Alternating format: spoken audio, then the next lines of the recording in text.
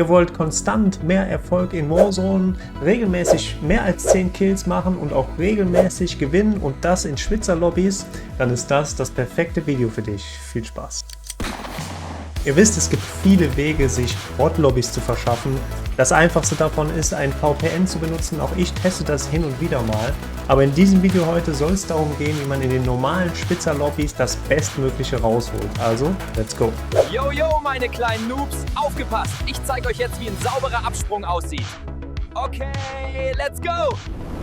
Wir fangen direkt an. Ihr seht, ich markiere mir immer meinen Spot, wo ich lande. Mit der Erfahrung braucht man das nicht mehr machen. Aber damit ich den perfekten Absprung halt erwische, das ist so 330 Meter circa. Ich versuche mal in den Fenstern zu landen, habe hier leider ja, es nicht geschafft. Und jetzt geht auch mein Blick schon sofort aufs Radar. Also das ist wirklich, ich lande kaum und da kommt wieder der wichtigste Tipp ins Spiel, immer aufs Radar gucken. Und wir sehen hier, was hier abgeht. Ne?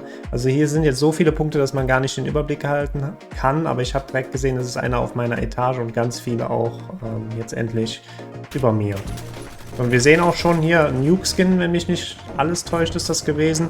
Und ja, haben hier aber den Kampf abgebrochen. Und ich stelle mich gerne in so Türen rein, weil da hast du ja immer zwei Wege. Wenn von der einen Richtung einer kommt, kann ich schnell abhauen, von der anderen Richtung dann auch. Man hat immer gute Chancen wegzukommen. Prezi kommt jetzt hier, den habe ich so ein bisschen ignoriert. Habe gehofft, dass er nicht auf mir landet, jetzt endlich. Und habe dann auch Glück. Und gucke jetzt wieder aufs Radar und sehe jetzt zum Beispiel Punkte draußen, ne, auf der Ecke. Also praktisch jetzt direkt gegenüber. Und werfe dementsprechend hier direkt die Minen hin, weil früher oder später wird da jemand durchlaufen. Und habe jetzt auf dem Radar, also den ganz klar hier oben auf dem Radar gesehen, den roten Punkt.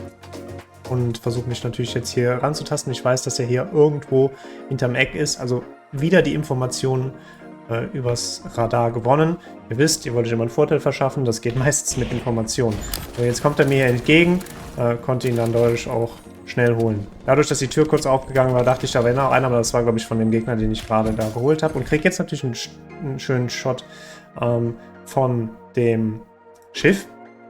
Und man sieht auch hier, da wird einem direkt der Waffenping angezeigt. Ne? Also das wisst ihr ja, wenn ihr keinen Schalldämpfer habt, Gegner schießt, dann wird einem das angezeigt. So, und deswegen, was ich jetzt daraufhin mache, ist eigentlich keine so gute Idee, weil ich laufe jetzt wieder raus, man hat gehört, jetzt zischt er an mir vorbei und hier bin ich vielleicht ja auch noch offen. Hab da aber Glück gehabt. Also eigentlich hätte ich da eher drinnen bleiben sollen. Sehe jetzt wieder auf dem Radar, dass einer über mir ist. Stelle mich jetzt hier wieder an die Kante, was ich ja eben meinte, damit ich in beide Richtungen ausweichen kann.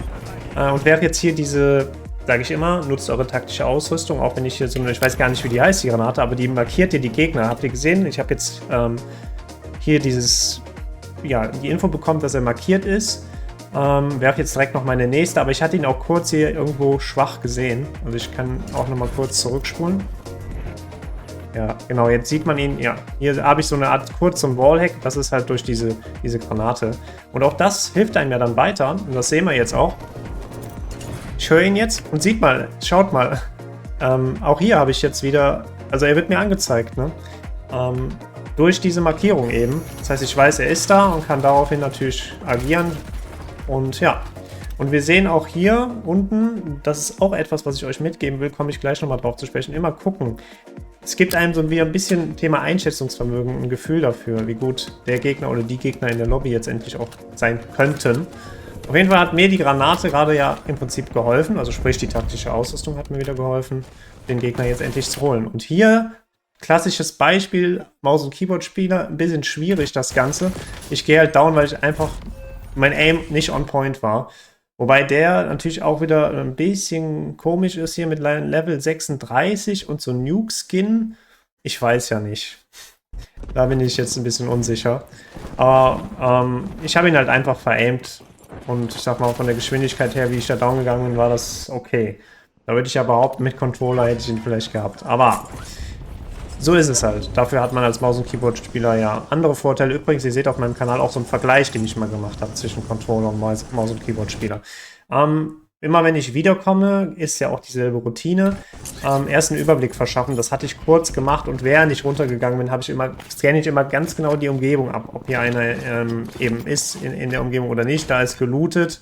Das heißt, hier war auf jeden Fall schon mal jemand. Und ganz wichtig ist halt, das müsst ihr euch wirklich angewöhnen, selbst wenn jetzt hier einer wäre, nehmt euch das Messer in die Hand, lauft weg, move den Gegner aus, wenn es geht. Ihr wollt diese Sekunden halt einfach ablaufen lassen, damit ihr dann wiederkommt, falls ihr down geht. Geht ihr in der Zeit down, ist die Runde für euch vorbei. Und das ist natürlich dann immer ärgerlich und auch eigentlich unnötig. So, und was sehen wir hier? Das ist natürlich ganz wichtig. Das sehe ich auch in den Coachings oder habe ich schon 2-3 Mal beobachtet, dass Leute das dann nicht so richtig, weiß ich nicht, genutzt haben. Aber dieser rote Rauch sagt mir, dass hier gerade jemand sein Lodi gezogen hat. Und der ist noch aktiv, das heißt, der hat den Lodi noch nicht abgeholt. Und deswegen bin ich hier ein bisschen vorsichtig. Eigentlich ein bisschen zu vorsichtig. Ich versuche hier einen Winkel zu kriegen und finde jetzt auch den Winkel und sehe da diese Person auch. War aber zu spät und er verschwindet jetzt da.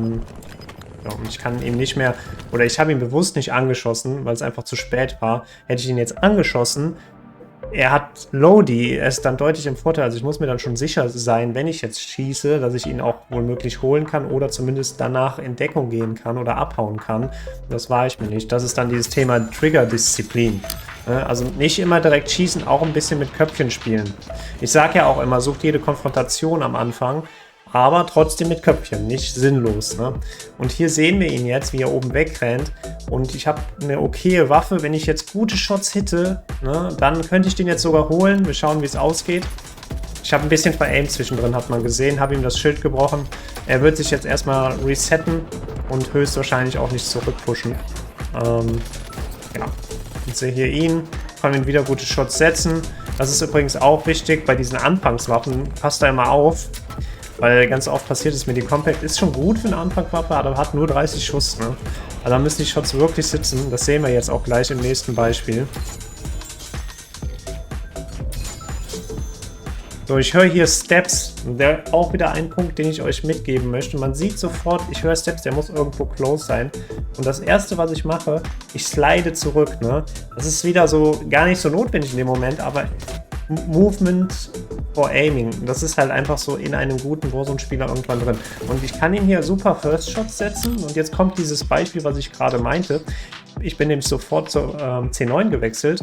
Weiß ich natürlich auch, dass ich die habe. Ne? Merkfähigkeit, immer wissen, was hat man für Waffen und was hat man für eine taktische Ausrüstung, die natürlich dann entsprechend diese Information speichern und dann zu seinem Vorteil nutzen. Das ist dann, was hier passiert.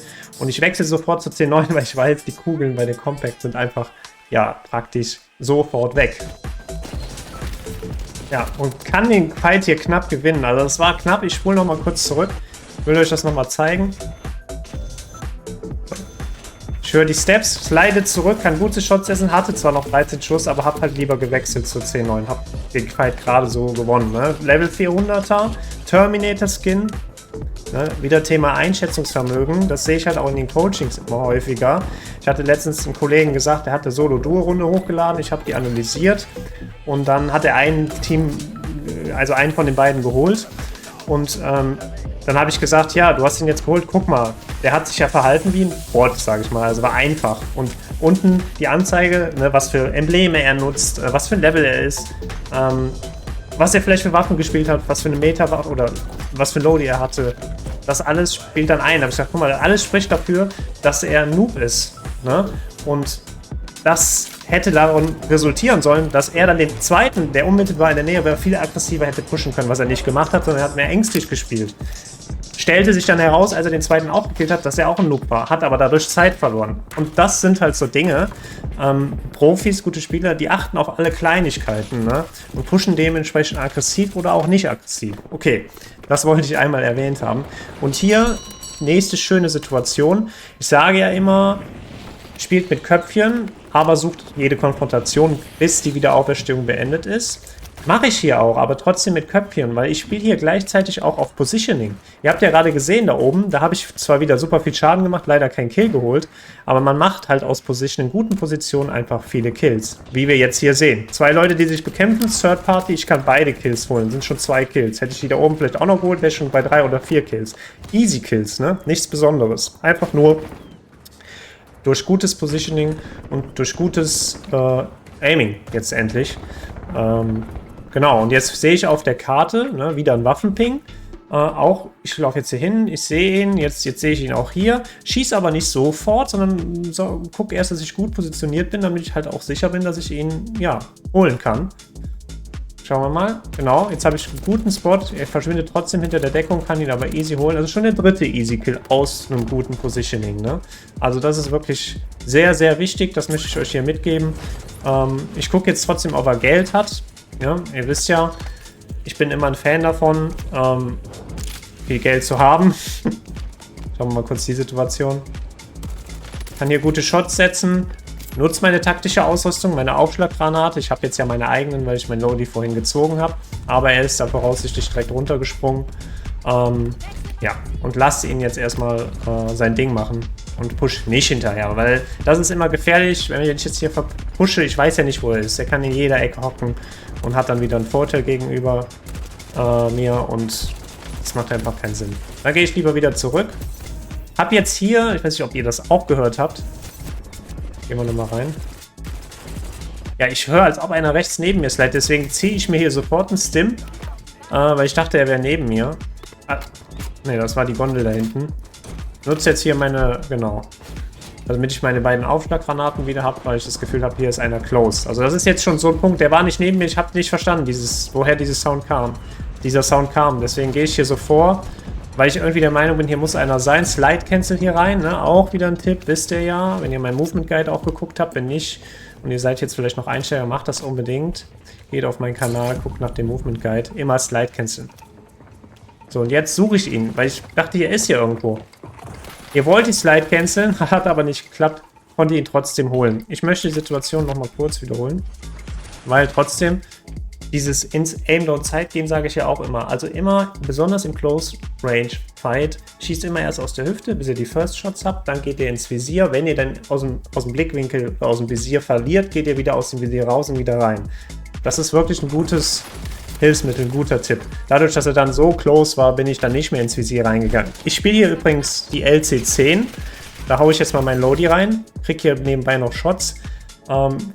Ziehe mir sofort einen Stim und komme weg. Auf jeden Fall spiele ich hier die LC10 mit dem taktischen Visier.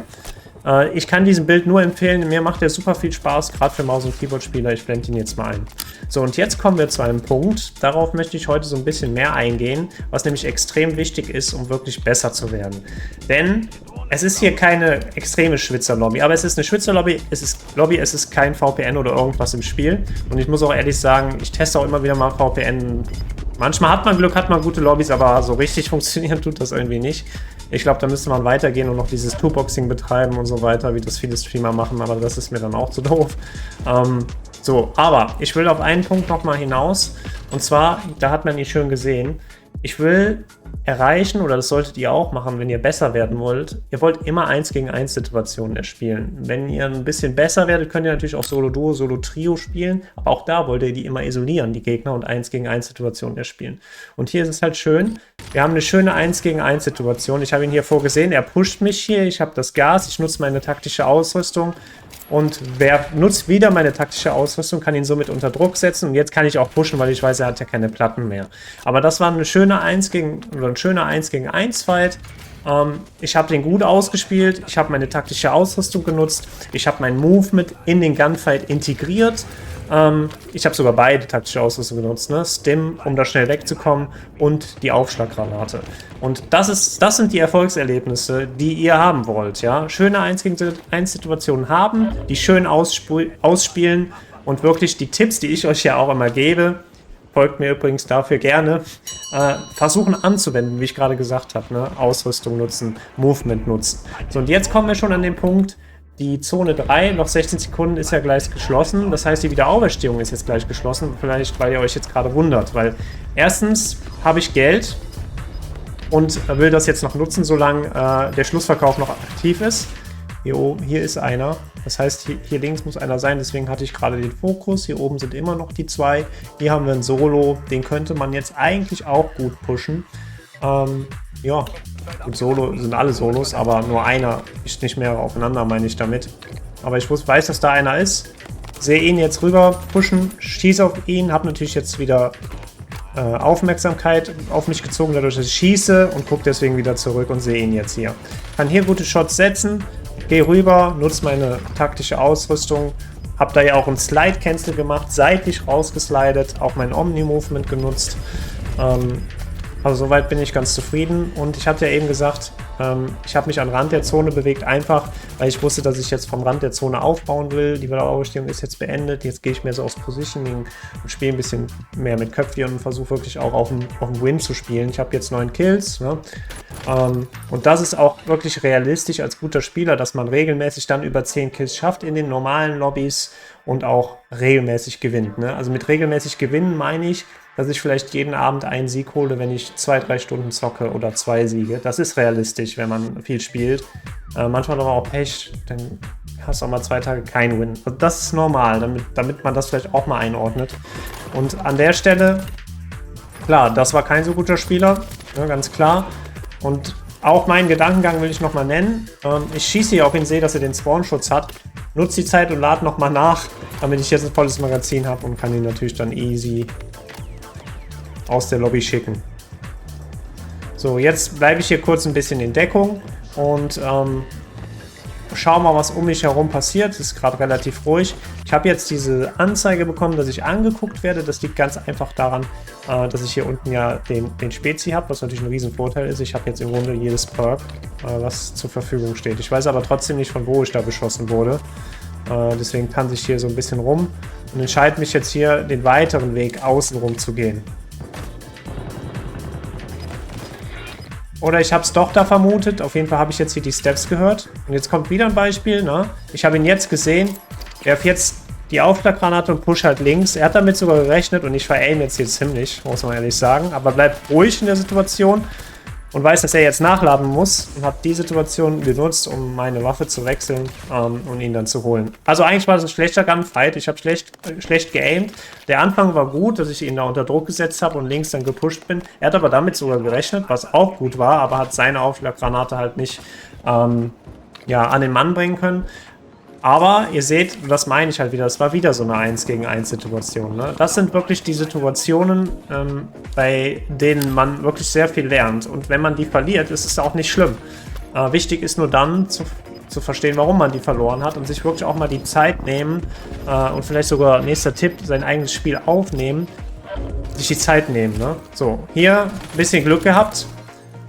Den oben, mit dem habe ich nicht gerechnet. Den unten habe ich natürlich gerade gesehen und habe deswegen jetzt runtergeschaut und habe jetzt auch noch Shots von hinten gekriegt. Deswegen ist der Move gar nicht so schlau im Nachgang. Aber ich wusste natürlich, dass der höchstwahrscheinlich hochpushen wird. Hat er auch gemacht und konnte ihn dann jetzt auch holen. Jetzt sind wir dann schon bei 13 Kills. So, und jetzt habe ich auch schon wieder Geld. Mal schauen, ob ich das noch nutze. Schaut immer, das habe ich jetzt ja auch, wirklich am Endgame, und wir sind jetzt ja gleich im Endgame, oder wir sind im Endgame, dass ihr eine Gasmaske habt. Sehr gut, ich nutze jetzt hier mein Geld, wahrscheinlich eine Drohne, das ist wirklich eine sehr gute Kombination, denn ich habe jetzt meine Gasmaske, ich habe mein Wiederbelebungskit und ich habe eine durchaus gute Position. Ich sehe jetzt, wo die Gegner sind, es sind ja noch 5 Gegner und wir schauen mal, ich sehe hier 1, 2, 3, 4, 5. Also werden sie mir auch gerade alle auf dem Radar angezeigt und ich kann mich jetzt ganz in Ruhe ja, fürs Endgame vorbereiten, positionieren und ich sehe, dass sie da Shots haben, suche mir jetzt wieder eine gute Position, ne? Power-Position. Es ist nicht immer auf High Ground, ne? Aber irgendwie muss man halt immer gucken, wo ist jetzt die Power-Position. Mit der Drohne konnte ich die natürlich jetzt sehr gut ausfindig machen und konnte auch gut hingehen. Ich kann jetzt hier wieder schön, wie eben ja schon erwähnt, übers Positioning die Kills farmen. Also der Kill gerade war ja, das ist ja keine Leistung gewesen. Ich habe einfach nur da wie so ein Moorhuhn schießen, kennt ihr das noch? Ja, so fühlt sich das dann an, aber ja, darauf läuft es halt am Ende immer hinaus. Das seht ihr auch bei den Pros, die irgendwie 40, 50 Kills droppen. Das sind natürlich dann Bot-Lobbys, aber trotzdem ist es dann nicht so einfach, so viel Kills zu machen. Und auch die positionieren sich einfach ständig richtig gut und treffen, wie ich es immer sage, sehr gute Langzeitentscheidungen. So, da kann ich jetzt krasse Shots setzen. Der hat einen Schildbruch, der ist jetzt im Gas. Ne, ist gerade auch down gegangen, wahrscheinlich jetzt im Gas. Und jetzt ist nur noch einer. Ich habe den Step auf dem linken Ohr gehört. Ich bin im Grunde in der perfekten Ausgangssituation. Ich gucke ja auch schon hier, also er muss irgendwo in diesem Bereich, habe ich ihn zumindest gehört. Ich dachte ehrlich gesagt, er ist mehr hier, aber ich weiß ja, dass er aus Prison rauskommt. Ich kenne die Runde natürlich noch. Aber ich habe hier, das will ich sagen, wirklich eine sehr gute Position. Das habe ich natürlich vorher auch schon gesehen. Ich bin hier am Rand der Zone. Das heißt, er ist unter Zonendruck, muss jetzt auf mich zurennen. Und genau. Bin also völlig im Vorteil. Der war also rechts aus Prison rausgekommen. Wirft jetzt das Smoke, was ganz gut ist eigentlich. Aber ich nutze jetzt hier wieder meine Aufklappgranate. Mache halt damit auch einfach, wenn kein Schaden, aber trotzdem Druck und kann die Runde gewinnen und holen. So, meine Lieben, wenn euch das Ganze gefallen hat, dann lasst mich das gerne wissen. Lasst ein Abo, Kommentar und Daumen hoch da. Das hilft dem Algorithmus sehr, um mich weiter zu empfehlen. Ansonsten, wenn ihr ein kostenloses Coaching von mir wollt, dann joint doch jetzt kostenlos den Discord, der unten in der Videobeschreibung ist. Und ich analysiere auch immer wieder die Profis. Wenn du wissen willst, warum die noch so viel besser sind als ich, dann schau dir jetzt unbedingt dieses Video an.